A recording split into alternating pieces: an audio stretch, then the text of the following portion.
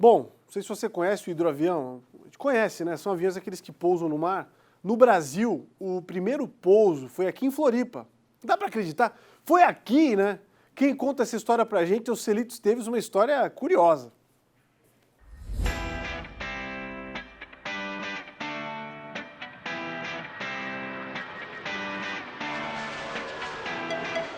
É uma cena linda, né? E a sensação, frio na barriga. Dá um medinho, sim, quando não se é acostumado. Mas é show. Seja para uma longa viagem ou para um passeio curto, voar é bom demais. Legal, né? Tirar os pés do chão, ganhar o céu, ver tudo lá do alto. Que maravilha. Agora, aterrissar na água, hein? Deve ser mais legal ainda. Certamente você já ouviu falar em hidroaviões. Mas aí você se pergunta, tá, já ouvi falar, mas por que estão falando sobre hidroaviões agora? Por conta de uma curiosidade. Sabia que em águas brasileiras o primeiro pouso foi aqui em Florianópolis, pertinho de onde fica o mercado municipal? 1º de janeiro de 1927. Olha essa, em preto e branco ainda. A tripulação eufórica na canoa para chegar até o avião das águas. É um voo experimental que uma empresa alemã ofereceu para começar a operar no Brasil.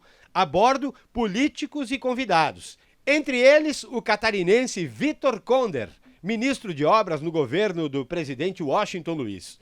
E Victor Konder, que era catarinense, exigiu que o primeiro voo fosse para sua terra natal, aqui em Florianópolis. Então, e decidiram vir até Florianópolis num voo desde o Rio de Janeiro, que se transformou no primeiro voo da aviação comercial brasileira.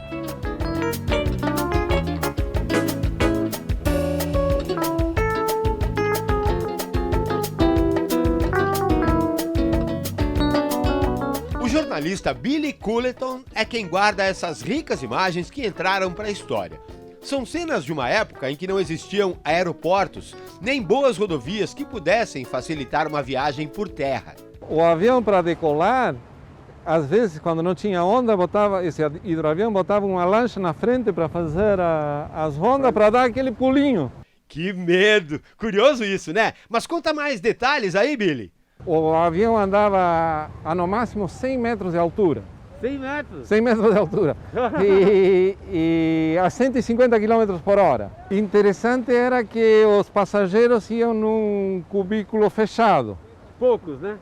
No máximo 12 passageiros era a capacidade. E os pilotos ficavam à intempérie, ou seja, ficavam em cima do avião numa espécie... Sujeitos à chuva e vento. Então eles estavam absolutamente preparados como os pilotos antigos que a gente vê, o Saint-Exupéry andando contra o vento, né? E sobre o lance de abrir as janelinhas em pleno voo, acredita? Dava para fazer isso? Para entrar um ventinho, porque era muito fechado. O interessante é que na hora do desembarque, eles fechavam as janelas para a água não bater, não entrar dentro da cabine, né? E na chegada a Florianópolis, o vídeo relata a visita que o ministro Victor Konder fez ao Palácio do Governo para cumprimentar o irmão e governador do estado, Adolfo Konder.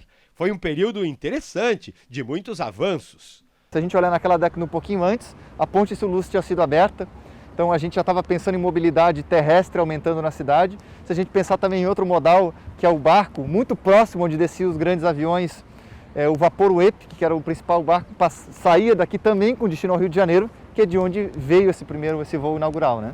Hoje é só no asfalto que os aviões sobem e descem, nas pistas modernas dos aeroportos. É mais seguro sim, mas que deve ser legal descer na água, deve ser.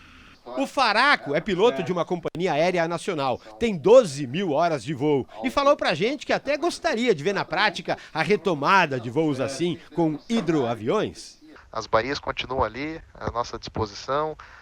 Poderia-se pensar em resgatar um pouco dessa cultura, um porto para essas aeronaves aqui, né? Acho que seria muito interessante a gente pensar nisso no futuro daí. Pois é, mas tudo leva a crer que esse passado não volta. Vai ficar mesmo para a história. E que bela história!